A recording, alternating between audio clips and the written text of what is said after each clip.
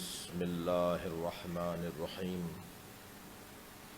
الحمد لله الذي لا يبلغ مدحته القائلون ولا يحصي نعماءه العادون ولا يعدي حقه المجتهدون، الذي ليس لصفته حد محدود ولا نعت موجود ولا وقت معدود ولا أجل ممدود، فطر الخلائق بقدرته ونشر الرياح برحمته.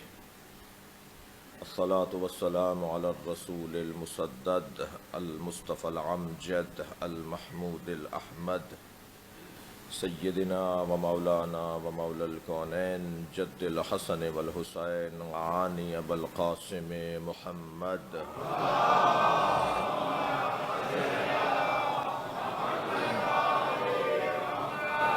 وآله الطيبين الطاهرين المعصومين الذين قال الله إنما يريد الله ليذهب عنكم الرجس أهل البيت ويطهركم تطهيرا.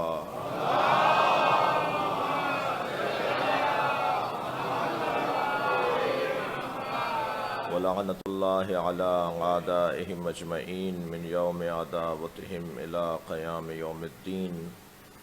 أما بعد، قال الحكيم في قرآن الكريم: بسم الله الرحمن الرحيم.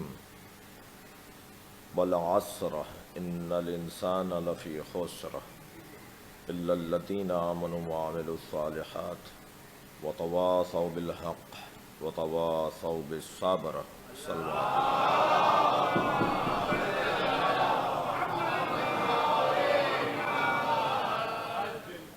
سورہ مبارکہ والعصر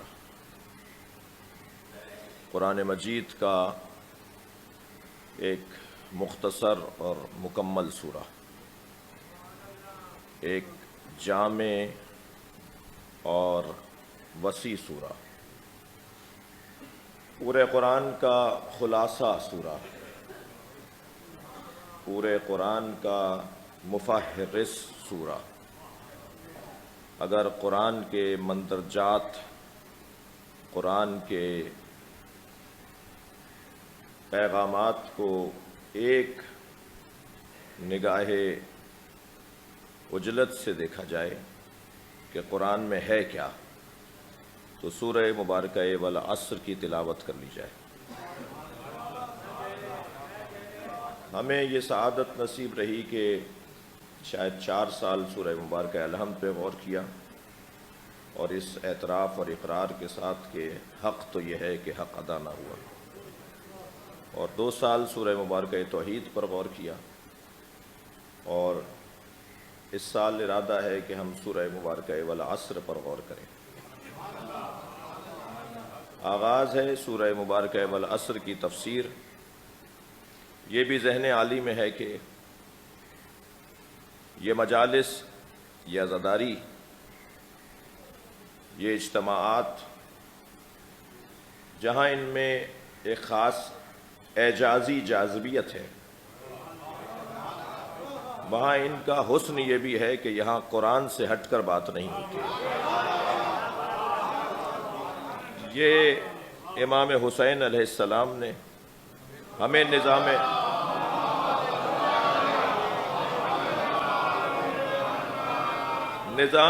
ہدایت مرتب کر کے دیا ہے۔ قیامت تک حسین نے ہر ملک میں، ہر شہر میں، ہر محلے میں مدرسے بنا دیے۔ یہ امام بارگاہیں حسینی مدرسے ہیں، اور امام حسین نے وہ جو نظریہ حسین کے اللہ نے دیا تھا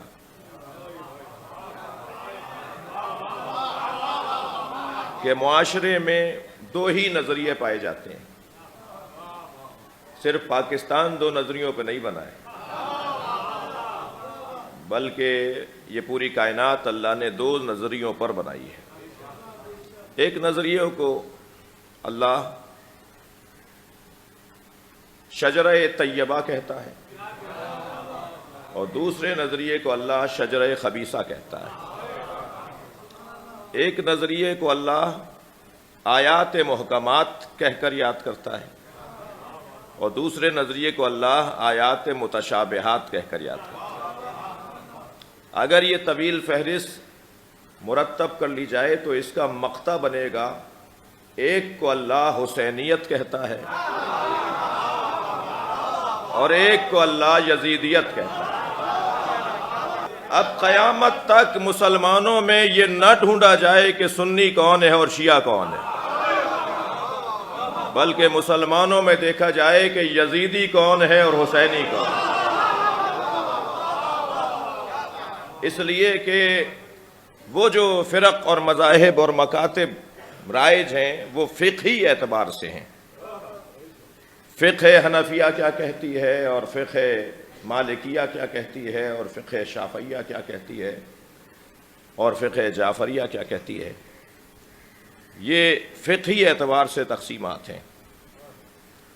اور جو بات ہم کر رہے ہیں وہ فقہی تقسیم نہیں ہے، بلکہ وہ نظریاتی تقسیم ہے۔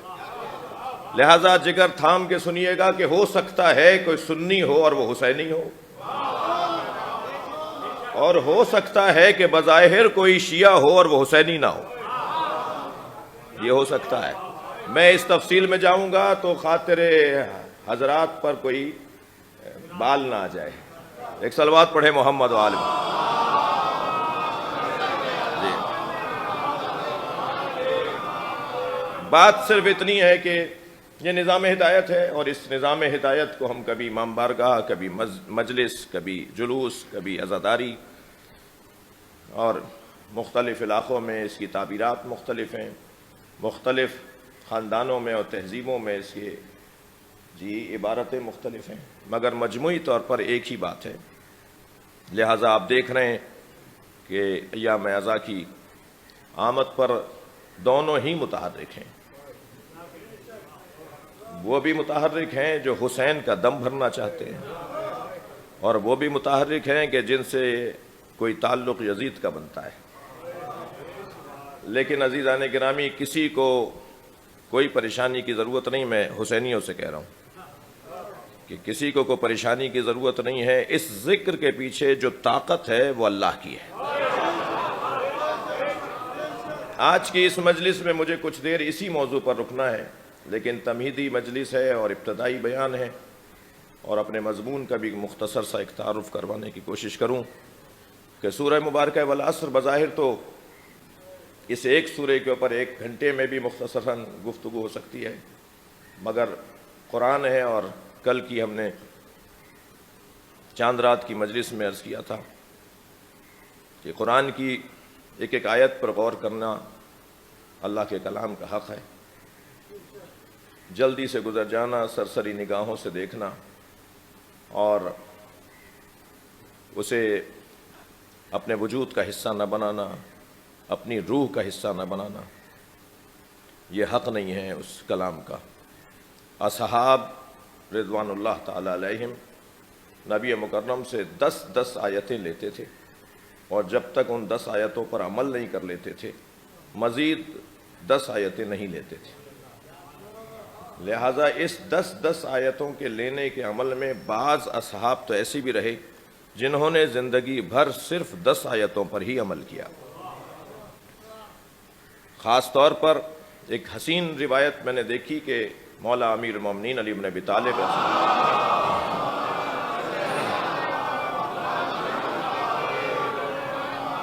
حضرت ابو ذر غفاری رضوان اللہ تعالی علیہ کے لیے کھڑے ہو جایا کرتے تھے۔ تو ایک محترم صحابی نے پوچھا کہ یا علی، آپ ابو ذر کا احترام معمول سے ہٹ کر کرتے ہیں؟ تو فرمایا ابو ذر 10 آیتوں کے فقیہ ہیں، اگر قرآن کی 10 آیتوں کا کوئی فقیہ ہو جائے تو وہ ابو ذر غفاری بنتا ہے، اور جو مجسم قرآن ہو اسے علی کہا جاتا ہے۔ صلوات پڑھیں محمد و آل محمد۔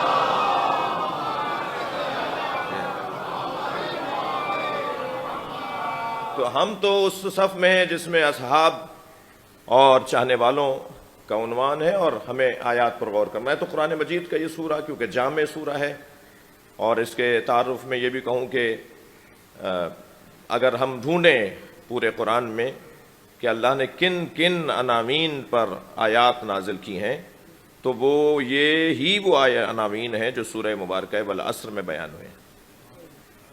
مثلا اس کتاب کا عنوان کیا ہے؟ جیسے ہر کتاب کا عنوان ہوتا ہے تو قرآن بھی تو کتاب ہے، والذی انزل علیک الکتاب، اللہ نے اپنے حبیب کے قلب پر کتاب کو اتارا ہے۔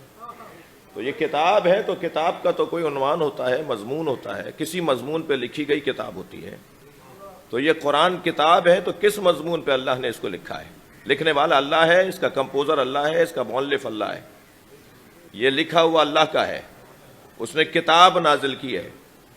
وہ اور بات ہے کہ ہم کیونکہ مادی نگاہوں سے دیکھتے ہیں اور مادے کے اندر رہتے ہیں اور خود مادی ہیں، تو ہمیں جب تک کاغذ پر نظر نہ آئے ہم کتاب مانتے نہیں ہیں، ورنہ کتاب کاغذ پر اترنے والی اور ہے اور قلب مصطفیٰ پہ اترنے والی اور ہے۔ جو کتاب قلب مصطفیٰ پر اتری ہے اسے وہی سمجھ سکتا ہے جو قلب مصطفیٰ میں رہتا ہو۔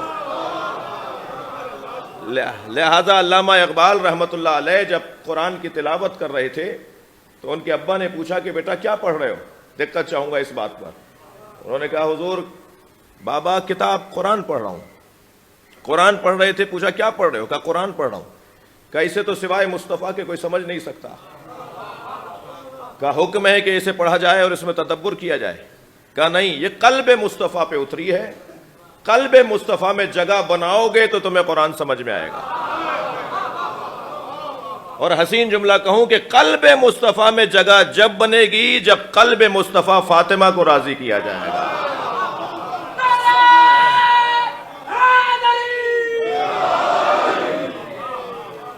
تو قرآن، ہم کیونکہ مادی دنیا کے لوگ ہیں، ہم تو مادیت کو دیکھتے ہیں اور ہماری نگاہیں تو اس دیوار کے اس پار نہیں جاتی، مثلا اس حجاب کے اس پار نہیں جاتی، لہٰذا ہم مادیت کو دیکھ کر مطمئن ہو جاتے ہیں اور صفوں کو اور کاغذ کو دیکھ کر۔ ایک جملہ ایک بزرگ سے میں نے لیا، وہ آپ کو دے دیتا ہوں، اور وہ یہ کہ اللہ جب اپنا علم کاغذ پر اتارتا ہے تو اسے قرآن نام دیتا ہے، اور جب پیکر میں ڈھالتا ہے تو اسے مصطفیٰ نام دیتا ہے۔ یہ مکمل وجود سرکار دو جہاں علم الہی کا مرقع اور مسجع ہے۔ اگر ہمیں دیکھنا ہے کہ اللہ کا علم کیا ہے تو کبھی آنکھوں سے جھلکے گا سرکار کی، کبھی زبان مبارک سے نکلے گا اللہ کا علم نبی مکرم کی، اور کبھی اللہ کا علم نبی کے کانوں سے سنائی دے گا، اذن اللہ جسے قرار دیا ہو۔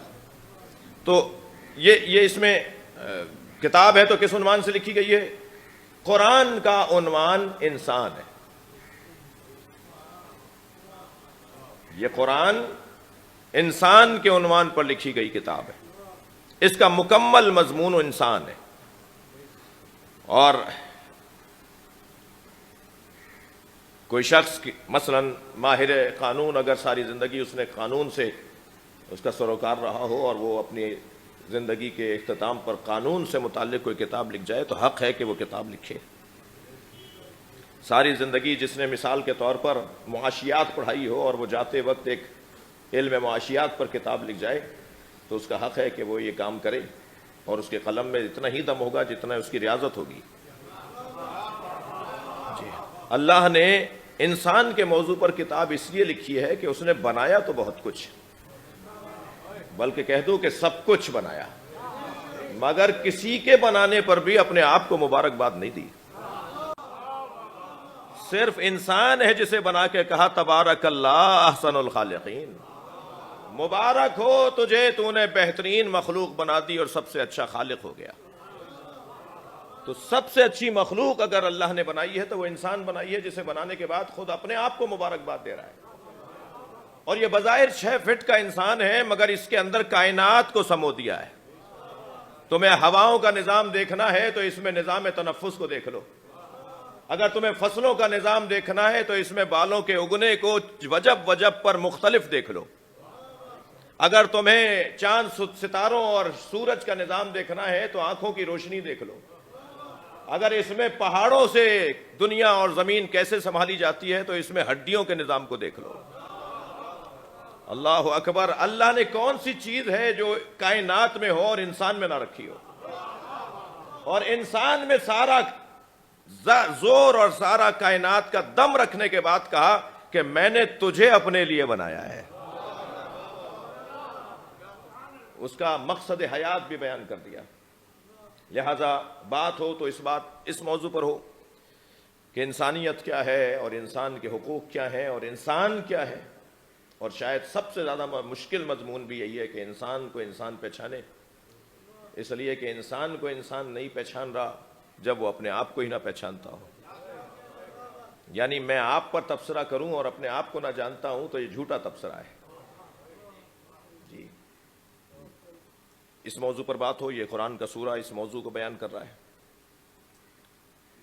پھر اس انسان کے نقصان اور فائدے کے اوپر خاص توجہ ہے، جیسے عارضی، وقتی، فرضی، سلبی والدین اپنی اولاد کے لیے پریشان رہتے ہیں اور ان کے نفع و نقصان پر ہی زیادہ توجہ رکھتے ہیں، تو وہ جو رب مطلق بھی ہے اور رب نہیں ہے بلکہ اس سے پہلے خالق ہے، وہ خالق بھی ہے اور رب بھی ہے۔ جی، اس نے بنا کر ہمیں چھوڑ نہیں دیا، جی اس نے بنانے کے بعد ہم پر مکمل توجہ کی ہے، یعنی اتنی توجہ کی ہے کہ ہماری پرورش، ہماری تربیت کا اس نے انتظام پہلے کیا ہے اور ہمیں دنیا میں بعد میں بھیجا ہے۔ حضرت آدم کو پہلے خلق کیا ہے، سمجھانے والا پہلے آئے گا، کلاس بعد میں لگے گی، استاد پہلے بھیجے گا، سمجھنے والے بعد میں آئیں گے۔ اتنا اس نے ہماری تربیت کا خیال رکھا، لہذا نفع و نقصان کے بارے میں بھی وہی طے کر رہا ہے۔ ان الانسان لفی خسر۔ اب یہ خسران سے بچے گا کیسے؟ تو 4 نکاتی منصوبہ بھی اس نے دے دیا، اور ایسا نہیں ہے کہ کسی ایک کو لے لو تو پھر تمہارا مطلب پورا ہو جائے گا، چاروں چیزوں کو لینا ہوگا تب جا کے تم نقصان سے بچ سکو گے۔ ان میں سب سے پہلی چیز ایمان ہے، جو بظاہر نظر نہیں آتی مگر بعد والی 3 چیزیں اسے دکھائیں گی۔ بعد والے 3 نکات پہلے والے نقطے کو واضح کریں گے۔ اسی لیے یہ جملہ کہتا ہوا گزروں کو اللہ کو شناختی کارڈ کا مسلمان نہیں چاہیے۔ اللہ کو وہ مسلمان نہیں چاہیے جو زبان سے کہتا ہو کہ میں مسلمان ہوں، نہیں، تمہارا ایک ایک عمل پکار کے بتائے کہ یہ کلمہ پڑھے یا نہ پڑھے، اس سے زیادہ بڑا مسلمان کوئی اور نہیں ہے۔ صلوات پڑھ لیں محمد و آل محمد کا۔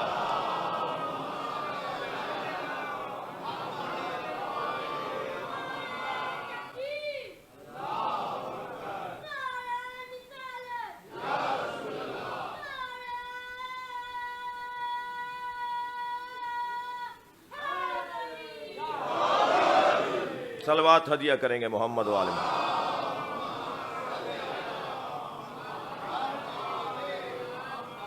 لہذا سب سے پہلا مرحلہ انسان کی ترقی، تعالی، عظمت، بلندی کے لیے، رفعتوں کے لیے، انسان کی انسانیت کے ثبوت کے لیے سب سے پہلا مرحلہ ایمان کا ہے۔ دنیا میں آپ کو کوئی ڈھونڈنے سے نہیں ملے گا جو ایمان نہ رکھتا ہو۔ کچھ لوگ ملیں گے جو اللہ کو نہیں مانتے مگر اس نہ ماننے پر اتنے مضبوط ہیں کہ یہی ان کا ایمان بن گیا ہے۔ لہذا کوئی ایک بتائیے گا ڈھونڈ کر آپ کو ملے تو ہمیں بتائیے، وہ جو دہریے ہیں، وہ جو ملحد ہیں، وہ جو مادہ پرست ہیں، وہ جو کسی کو نہیں مانتے، وہ بھی اس نہ ماننے میں اتنے شدید ہیں کہ یہی ان کا ایمان ہے۔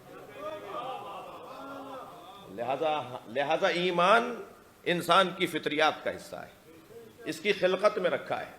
جیسے مجھے ہر کچھ دیر کے بعد پانی کی طلب ہوتی ہے، ہر کچھ دیر کے بعد مجھے بھوک لگتی ہے، ہر کچھ دیر کے بعد میرے بدن کے کچھ تقاضے ہیں، کچھ مطالبات ہیں، میں چاہوں یا نہ چاہوں وہ مطالبہ اٹھے گا، وہ میرے بدن سے آواز ضرور اٹھے گی کہ جو اللہ نے میرے اندر وہ سسٹم میں اور وہ نظام میں ڈال دیا ہے، ایسے ہی انسان کی روح کے نظام میں اللہ نے ایمان کو ڈال دیا ہے۔ کوئی انسان دنیا میں آپ کو نہیں ملے گا جو ایمان کا طالب نہ ہو، یعنی کسی غیبی معاملات کو مانتا نہ ہو، کسی طاقت نامرئی کو نہ مانتا ہو، کسی غیر محسوس ہونے والی توانائی کو نہ مانتا ہو. کوئی ایسی جگہ اسے ضرور ماننا پڑتی ہے کہ یہاں کوئی ہے جو مجھے بچا سکتا ہے, یہاں کوئی ہے جو میری مدد کر سکتا ہے. اور یہ سینکڑوں اور ہزاروں مثالیں ہیں. جب ہم اس مرحلے بیان پر تفصیل میں آئیں گے تو بات ہوگی. الا الذین آمنوا, سوائے ان لوگوں کے. بات مسلمانوں کی نہیں کی اللہ نے یہاں, جی بات مسلمانوں کی نہیں ہوئی ہے. ان الانسان کہا ہے, ان الاسلام, ان المسلمان نہیں کہا ہے, ان المومن نہیں کہا ہے. انسان کے یہ 4 مطالبات ہیں اس کے وجود کے. سب سے پہلا ایمان, اس پر بات ہو کہ ایمان کے معاملات اور ایمان سے متعلق کیا گفتگو ہے. وعمل صالح, اچھا عمل, نیکی کا عمل. لہذا جب بات انسان کی ہو رہی ہے, ایمان کی ہو رہی ہے, تو اب جیسا ایمان ہوگا, جیسے آئیڈیالوجی ہوگی, جیسا تصور کائنات ہوگا, جیسی اینک لگا کے دنیا کو دیکھے گا. اب وہ کیا اینک لگا کے اس کائنات کو دیکھ رہا ہے؟ اگر اینک اس کے ہاں للہی ہے, صبغت اللہی ہے, الہی ہے, خدائی ہے, تو نماز بھی پڑھے گا, روزہ بھی رکھے گا, عبادات بھی انجام دے گا, اللہ کی بندگی بھی کرے گا. اور اگر اس نے اینک کوئی اور لگائی ہوئی ہے تو بس اسی کے مطابق زندگی گزارے گا. تو ایمان کے بعد عمل صالح. لہذا عمل صالح میں شاید مسلمانوں سے آگے اور بھی ہمیں نظر آئے. مسلمان نہیں ہیں مگر عمل صالح وہ انجام دے رہے ہیں.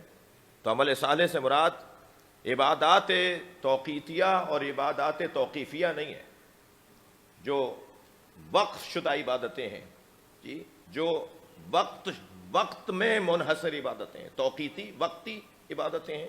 ابھی نماز ظہر واجب ہے شریعت میں, مگر میرے اوپر ابھی واجب نہیں ہوئی. ہمارے اوپر نماز ظہر آج کی ابھی واجب نہیں ہوئی ہے. جی شریعت میں لکھ دیا گیا ہے کہ جب ایسا اتنا وقت ہو جائے تو پھر تمہیں نماز ظہر پڑھنی ہے. یہ توقیتی عبادت ہے. کچھ عبادات توقیفی ہیں. 8 چکر نہیں کر سکیں گے آپ خانہ کعبہ کے طواف کے. بھائی اللہ کے گھر کے ہی طواف چکر کاٹ رہے ہیں, 15 کر لیجئے, 9 کر لیجئے, 10 کر لیجئے. اگر ہم نے ایک بھی زیادہ کیا تو پچھلے بھی باطل. وقف میں توقیف میں وقف میں آپ اس مسجد کی تسبیح کو دوسری مسجد میں نہیں لے جا سکتے. فلاں مسجد میں اگر سجدگاہوں کو وقف کر دیا گیا ہو تو سجدگاہ ہے بھائی, کسی اور مسجد میں لے جا کے رکھ دو, نہیں لے جا سکتے. ایسے ہی توقیفی عبادات ہیں. صفا و مروہ کے درمیان 7 ہی چکر کرنے, نہ ایک کم نہ ایک زیادہ. بھائی جب سب سے مشکل نماز اللہ نے پڑھوانی تھی تو 4 رکعت پڑھوا لیتا. صبح کی نماز کی بات کر رہا ہوں, سب سے مشکل نماز. رات 4 بجے سوئے ہیں, پھر 1.5 گھنٹے بعد اٹھ جاؤ. جی خاص طور پہ کراچی والوں کے لیے تو فجر کی نماز ولایتیں لے کر آتی ہے. یہاں والے اگر فجر کی نماز میں پکے ہو جائیں تو بشارت دے رہا ہوں کہ اللہ ولایتیں عطا کر دے گا. صلوات پڑھیں ذرا محمد و آل محمد. مشکل ہے.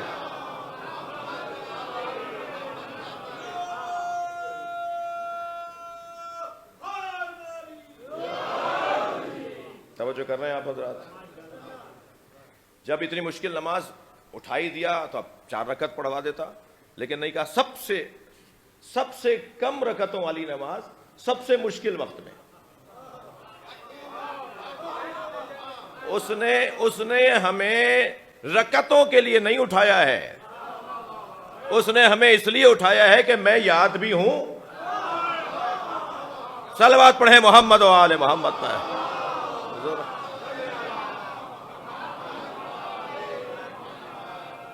تو اب عمل صالح ایک عنوان اس سورہ مبارکہ والعصر کا, اور ایک عنوان اس کے بعد تیسرا عنوان وتواصوا بالحق, حق گوئی, جس کے نہ ہونے پر آج معاشرہ تباہی کی طرف ہے. آج معاشرہ مردنی کی طرف ہے.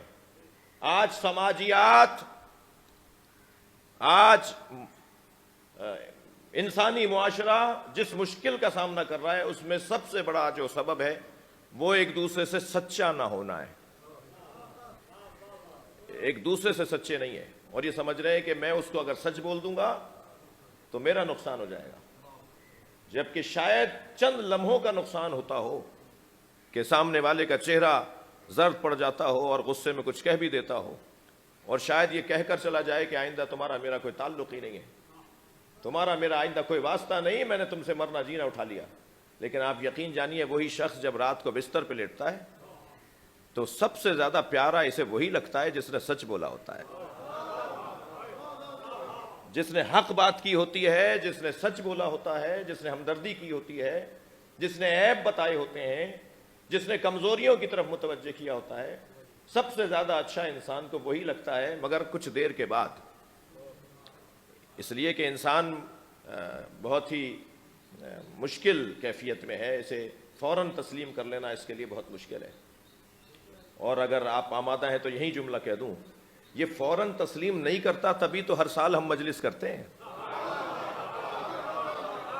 صلوات پڑھیں محمد و آل محمد۔ اس سے بہتر اور بلند صلوات نبی کی ذات پر۔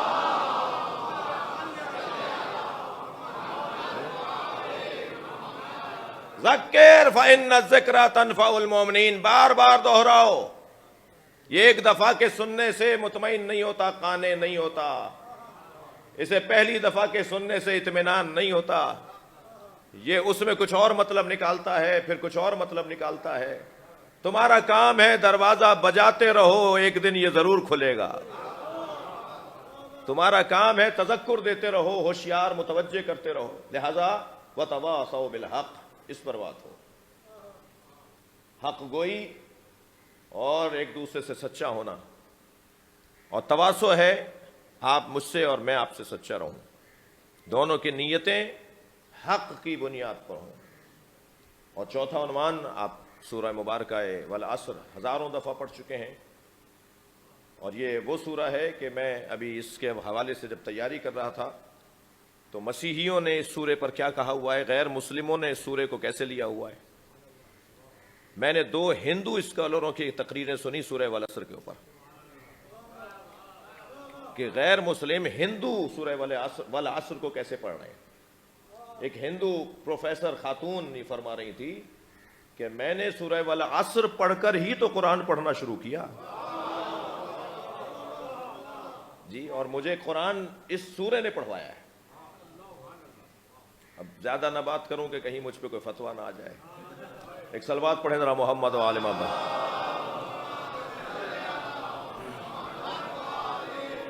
ممکن ہو تو اس سے اچھی صلوات ہدیہ کریں۔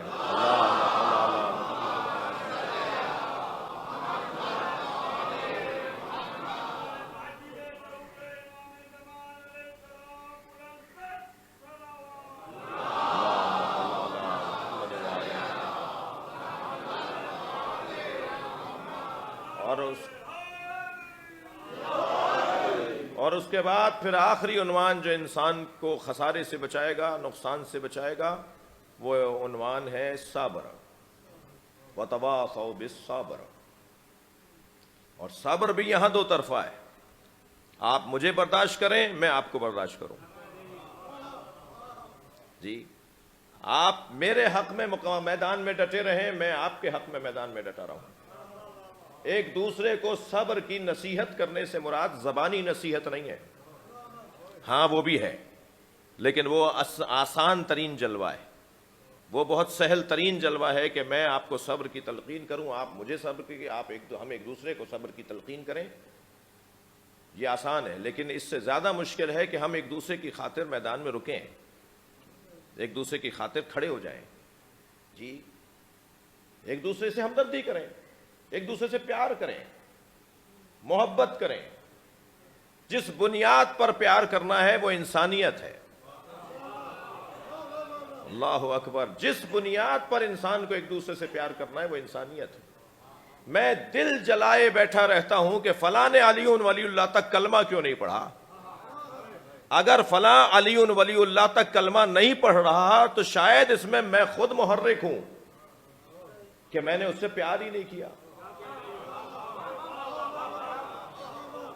اگر کوئی آج تک حسین کی عزاداری میں شریک نہیں ہوا تو اس میں اس کا قصور نہیں ہے، میں نے حسین اچھا پیش ہی نہیں کیا،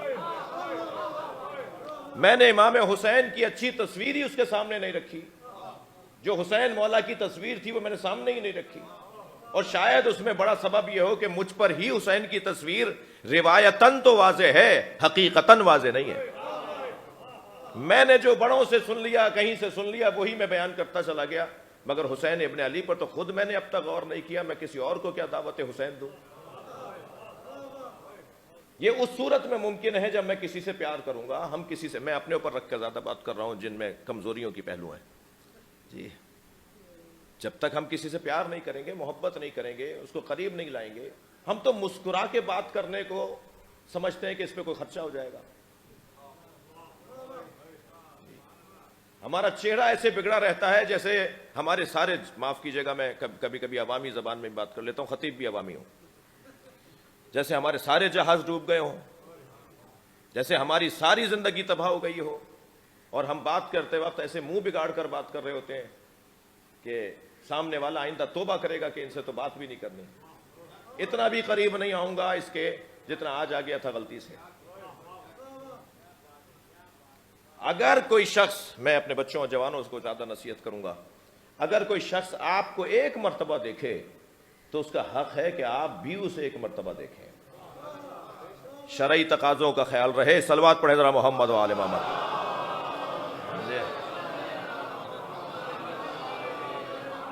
اس سے بلند اور بہتر صلوات۔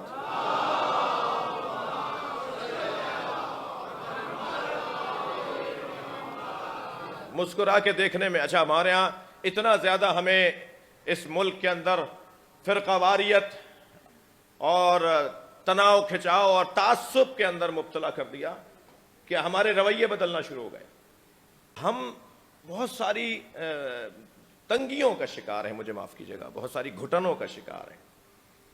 البتہ یہ والی باتیں ہر ایک کے لیے بہت آسان بھی نہیں ہیں، لیکن مجموعی طور پر یہ سورہ، ایک صلوات پڑھے محمد و آل محمد۔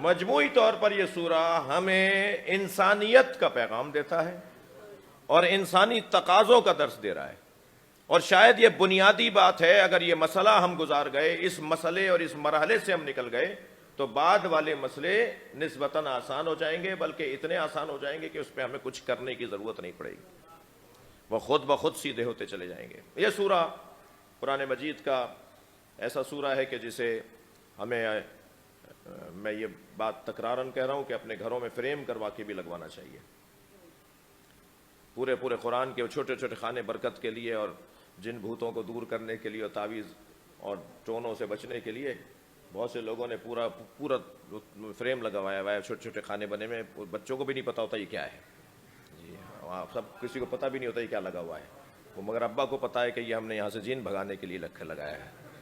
وہ قرآن پورا ایک لمبے سے ایک بڑے سے فریم میں ملتا ہے، وہ اردو بازار میں لوگ لا کے اس کو لگواتے ہیں گھر میں، تو اس پتہ بھی نہیں ہوتا کہ کیا لگوا، لیکن وہ سورے لکھوائے جائیں، وہ آیتیں لکھوائی جائیں کہ جسے آتے جاتے ہم دیکھیں تو ہماری روح پر اس کا اثر ہو، ہمارے احساسات، جذبات، ہمارے رویوں پر اس کا اثر ہو، ہمارے طور طریقوں پر اس سے فرق پڑنا شروع ہو جائے، اور آتے جاتے قرآن ہم سے بات کر رہا ہو، ہمیں سمجھا رہا ہو۔ اگر آپ اللہم صلی علی محمد و آل محمد یہ درود جو ہے وہ تغرا بنوا کر فریم کروا کے اپنے ڈرائنگ روم میں لگا دیں گے تو نہ چاہتے ہوئے فریم ہم سے صلوات پڑھوائے گا۔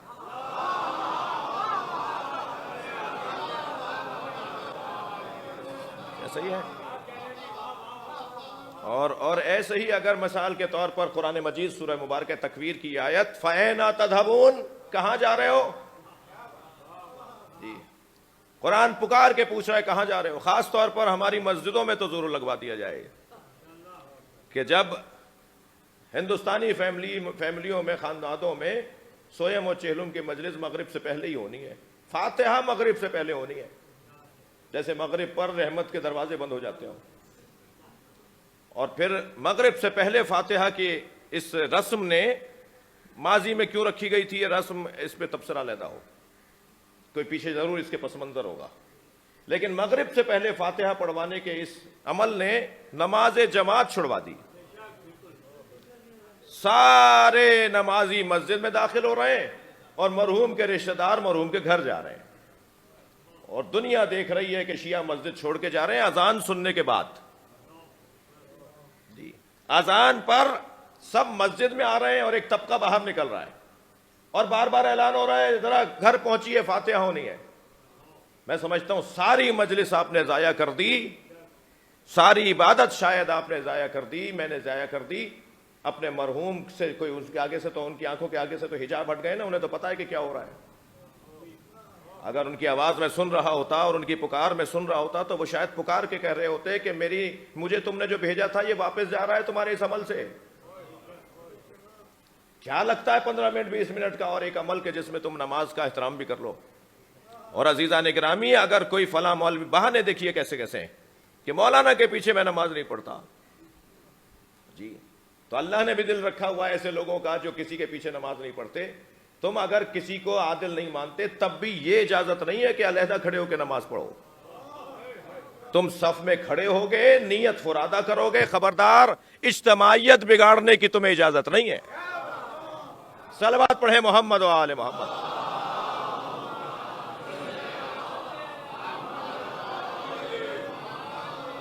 اس سے بہتر صلوات نبی گزر.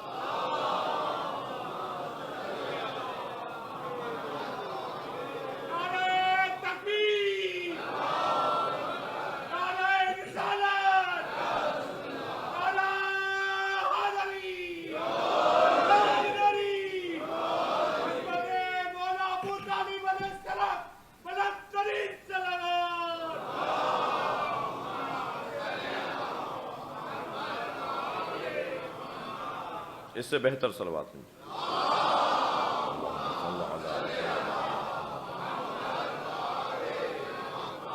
عزیزان گرامی, گفتگو اور عنوان آپ کے ہاتھ میں ہے اور کل سے بات آگے بڑھے گی, مگر جو سوچا ہے طالب علمانہ انداز سے اپنی کم علمی اور کم مائیگی کا احساس اور اعتراف کرتے ہوئے, تو ہم ان دنوں میں عصر مصطفیٰ پہ غور کریں گے, کیونکہ اللہ نے قسم نبی کے زمانے کی کھائی ہے.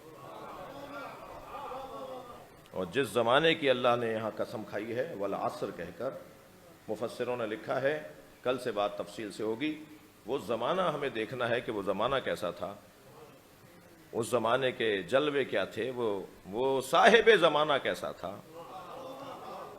جن ایام میں ظاہری طور پر سرکار دکھائی دیتے تھے, نظر آتے تھے, نفس لیتے تھے, جی گزرتے تھے, ملتے تھے, خوش ہوتے تھے اور کبھی کبھی ناراض ہوتے تھے, تو ان ایام میں کچھ دن کے لیے پلٹنا ہے, اور شاید ان ایام میں پلٹنا ہی ہمارے ایام اعزا کا حاصل اور مقصد ہے. ہمیں ایک ہی آواز بلند کرنی ہے اور وہ آواز بلند کیے جائیں گے, اور وہ یہ ہے کہ ہمیں عصر مصطفیٰ چاہیے. جب ہم مجلس میں آ کے بیٹھتے ہیں تو ہم اتنی دیر کے لیے عصر مصطفیٰ میں چلے جاتے ہیں.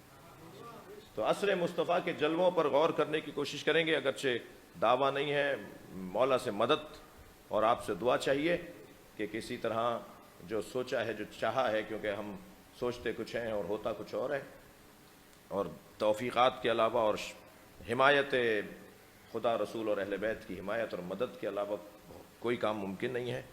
تو غور اس بات پر ہو کہ والعصر, قسم ہے عصر مصطفیٰ کی.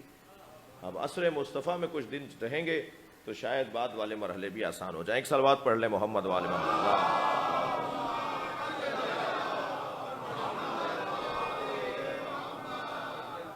عزیزان گرامی, اس عصر میں آج کے بیان کو پھر کل کے بیان سے مسلسل کریں گے. اس عصر میں جسے عصر مصطفیٰ کہا جاتا ہے, اس عصر میں ہمیں جو چیز شدت سے نظر آتی ہے وہ حسین سے پیار ہے, وہ نبی مکرم کا امام حسین سے پیار ہے.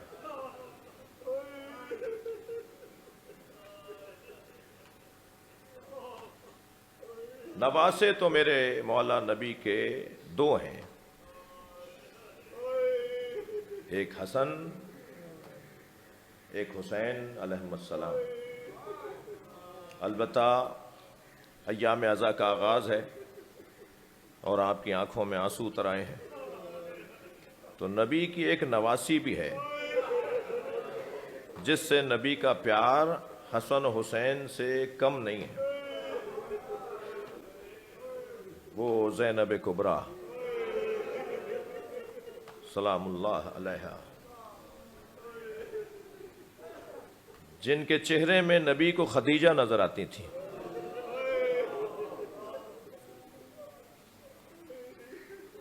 جناب زینب کبریٰ بی بی خدیجۃ الکبریٰ سے مشابہ تھی۔ آپ کا جو شمائل لکھے ہیں وہ بی بی خدیجہ سے مشابہ ہیں۔ کچھ لوگ تصورات میں کہیں پہنچے ہوں گے، اگر جناب زینب کا چہرہ مبارک بی بی خدیجہ جیسا تھا، اگر جناب زینب کا قد مبارک جناب خدیجہ جیسا تھا، تو شاید امام حسین اس لیے لائے ہیں جن کے آباء و اجداد نے بیوی خدیجہ سے مال لیا، خدیجہ نے جن کے بزرگوں کو مال دیا، قرضے دیے، شاید کسی کو حیا آ جائے، شاید کسی کو حیا آ جائے، مگر رونے والوں، بغض اور حسد کا حال یہ تھا کہ حبیب کا لاشا تو یہ کہہ کر اٹھا لیا کہ ہم نے حبیب کا نمک کھایا ہے۔ اجرکم اللہ، آغاز محرم ہے، زہیر قین کا لاشا تو یہ کہہ کر اٹھا لیا کہ ہم نے زہیر کا نمک کھایا ہے۔ ایک ایک سردار کے لاشوں کو اٹھایا جاتا رہا۔ شاید جناب زینب یہ سوچ رہی ہوں کہ اب کوئی بڑھ کر کہے گا کہ ہمیں حسین کی نانی نے قرضہ دیا تھا، ہمیں حسین کے نانا نے معاف کیا تھا، ہمیں حسین کے بابا نے یہ عطا کیا تھا، مگر عزاداروں سارے لاشیں اٹھا لیے، ایک زہرا کے لال کا لاشا کربلا کے بیابان میں تنہا رہا، اور مشرق کے گھوڑے مغرب دوڑ گئے۔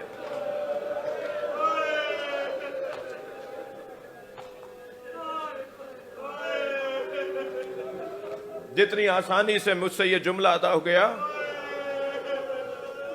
کہ مشرق کے گھوڑے مغرب دوڑ گئے، ایک ایک گھوڑے کے سم پر زینب سے کوئی پوچھے کیا گزر رہی تھی علی کی بیٹی پر؟ اجرکم اللہ، اجرکم اللہ۔ اللہ آپ کو کسی غم میں نہ رلائے، سوائے غم اہل بیت میں، ہمیں رونے اور رلانے والوں میں قرار دے۔ شاید اللہ نے حضرت علی اکبر کو شبیہ مصطفیٰ اس لیے بنایا تھا، اور شاید صبح عاشور کی اذان علی اکبر سے اس لیے کہلوائی تھی تاکہ یہ لہجہ جو نبی کا لہجہ ہے، وہاں 500 سے زیادہ حافظان قرآن تھے، وہاں 1000 سے زیادہ صحابہ کرام تھے، یہاں حسین کے ساتھ بھی صحابی تھے، شاید کسی کو وہاں یاد آ جائے، اور ایسا ہوا بھی، ایسا ہوا بھی، ایسا ہوا بھی، صرف حر نہیں آئے ہیں وہاں سے۔ جی جی، کربلا کا مطالعہ، صرف اس لشکر سے حسین مولا کی طرف حضرت حر نہیں آئے، حر کا بیٹا، حر کا غلام بھی آیا، اور 32 اور لوگ بھی آئے۔ بھائی یہ تو 32 ہیں، حسین تو ایک کا انتظار کر رہے ہیں، کسی ایک کو ہدایت مل جائے، کوئی ایک آ جائے وہاں سے یہاں اور دوزخ کو چھوڑ کے جنت کی طرف آ جائے۔ لہذا کربلا میں 72 شہید تو وہ ہیں جو مولا کے ساتھ مدینے سے مکہ آئے اور مکہ سے کربلا آئے، لیکن کربلا میں شہید 72 نہیں ہیں۔ آپ نے بارہا گنج شہیدہ کی زیارت کی ہوگی، اور جو نہیں گئے اللہ انہیں لے جائے۔ جب آپ حرم امام حسین میں گنج شہیدہ، جہاں ایک بڑی قبر میں امام سجاد نے سارے شہیدوں کو لٹایا، اس قبر پہ جو لکھے ہوئے نام ہیں نا، ان ناموں کو پڑھیں گے تو وہ 72 نہیں ہے، کربلا میں 132 شہید ہیں جی۔ لیکن عزیزو، اس حسین نے انتظام کو تو بہت کیا، کسی طرح ایک انسان کو بھی ہدایت مل جائے۔ حتیٰ میں پڑھ رہا تھا کہ میرے مولا نے 10 لوگوں کی گردن تک تلوار لا کر تلوار کو ہٹا دیا اور اسے بھاگنے دیا، اسے بچنے کا موقع دیا۔ یزیدی لشکر کا ایک سپاہی جب اس نے 1 2 3 نہیں 10 لوگوں کو، 12 لوگوں کو دیکھا کہ حسین مار دیتے، مر گیا تھا، مگر حسین نے تلوار ہٹائی تاکہ بھاگے، چھوڑ کر چلا جائے، تو وہ اپنے گھوڑے پر حسین کے جہاں امام جا رہے تھے وہاں سامنے آ کے دور سے آواز لگاتا ہے، جس طرف امام کے گھوڑے کا رخ تھا وہاں سامنے آ گیا اور دور سے آواز لگا کے کہا کہ میں دیکھ رہا ہوں کہ آپ کچھ لوگوں کو چھوڑ دیتے ہیں۔ تو امام نے وہیں سے آواز دے کر کہا اس کی نسل میں مومن آنے والا ہے۔ اللہ اکبر۔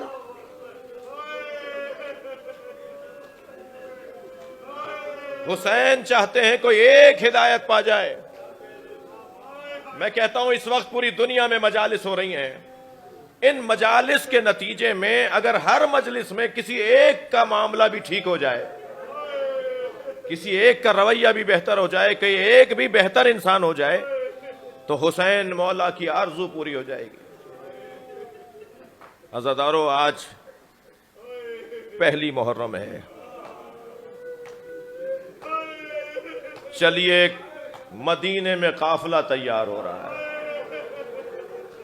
جو رونے آئے ہیں وہ اپنی آوازوں کو آزاد کریں گے۔ جب آپ مجلس میں بلند آواز سے رو رہے ہوتے ہیں تو آپ کی یہ عاجزی اہل بیت کو اچھی لگتی ہے، آپ کا یہ فقر، آپ کی یہ عاجزی، اجرکم علی اللہ، اجرکم علی اللہ، خدا کسی کا میں نہ رلائے۔ چلیے مدینہ چلیے، وہاں قافلہ تیار ہو رہا ہے، حسین مولا مدینہ چھوڑ رہے ہیں۔ میرے مولا نے حضرت عباس کو بلا کر کہا عباس قافلہ تیار کرو، محمل آمادہ کرو، اور ایک ایک بی بی کو جا کر ایک فہرست مرتب کی امام حسین نے۔ اگر آپ کے گھر کا بڑا، بچے ذرا زیادہ محسوس کریں گے، آپ کے گھر کا بڑا یہ کہے کہ میں فلاں سفر پہ جا رہا ہوں، میرے ساتھ گھر کے 3 لوگ جائیں گے، اور یہ نہ بتائے کہ وہ 3 لوگ کون ہیں۔ اگر گھر میں 8 بچے ہیں تو 8 منڈلاتے رہتے ہیں، ابا ہمارا نام بھی لکھیا۔ امام نے فرمایا کہ جو میرے ساتھ جائے گا میں نے اس کی فہرست مرتب کی ہے، تو سب کو یہ آرزو تھی کہ میں بھی حسین کے ساتھ جاؤں۔ میرے بڑوں نے پڑھا ہے اس لیے پڑھ رہا ہوں، وہ جو ساتھ جانے کی آرزو میں تھے ان میں ایک بیٹی بھی تو ہے۔ اجرکم علی اللہ، اجرکم علی اللہ، اجرکم علی اللہ۔ مولا عباس کو فہرست دی گئی کہ عباس یہ محملوں میں بیٹھیں گے، اور جن کے نام نہیں تھے، اب میرا دل کہتا ہے، کچھ کتابوں میں تو نہیں لکھا مگر انسانی احساسات تو سمجھے جا سکتے ہیں، میرا دل کہتا ہے کہ جن کے نام نہیں تھے وہ عباس مولا کی آزمائش تھی کہ کیسے انہیں کہیں کہ آپ کا نام نہیں ہے۔ جو نام نہیں تھے ان میں 4 معمر بیویاں بھی تھیں، جو نام نہیں تھے ان میں ایک بیٹی بھی ہے۔ جب قافلہ تیار ہونے لگا، محملیں لا کر لگائی گئیں، تو ہر محمل کا پتہ تھا کہ اس میں کون بیٹھے گا۔ مختل نے لکھا ہے، تاریخ نے لکھا ہے کہ بعض محملوں میں 1 سے زیادہ بیویاں بیٹھتی تھیں اور بعض محملوں میں 1 بیوی بیٹھتی تھی، اور جب محمل لا کے لگائی جاتی تھی تو آواز دی جاتی تھی اس در اشرف پر کہ اب بی بی رباب آ رہی ہیں، اب جناب ام لیلہ آ رہی ہیں، اب جناب ام فروہ آ رہی ہیں۔ ایک ایک بی بی آ کر تھکیں گے نہیں جنہیں رونا آ رہا ہے، ایک ایک بیوی آ کر اپنی اپنی محمل میں بیٹھتی رہی، مگر سنیں گے عزادارو جب آواز دی نا کہ زینب آ رہی ہیں، یقین جانیے بنی ہاشم کا ہر جوان کھڑا ہو گیا۔ حسین وہاں سے چلے، علی اکبر وہاں سے بڑھے، عباس مولا نے تو پیروں میں رکابوں کو تھاما، بڑی شان سے زینب کو بٹھایا۔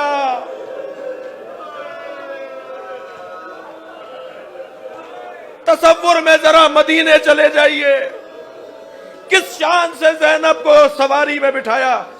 اب 11 محرم آ جائیے، اپنے تصورات کو 11 محرم میں لے آئیے کہ جب زینب اونٹ پر بٹھائی جا رہی ہے، اللہ آپ کو شام جناب زینب کی زیارت کرنے لے جائے۔ جب آپ بی بی کا زیارت نامہ پڑھیں نا تو پہلے ہی صفحے پہ لکھا ہے سلام ہو اس بی بی پر جو 11 محرم کو جب اونٹ پر بٹھائی جا رہی تھی تو بار بار نہر کی طرف مڑ مڑ کر دیکھ رہی تھی، اور بالآخر ایک جملہ کہہ دیا، عباس اٹھو، الا لعنت اللہ علی قوم الظالمین فسيعلم الذين ظلموا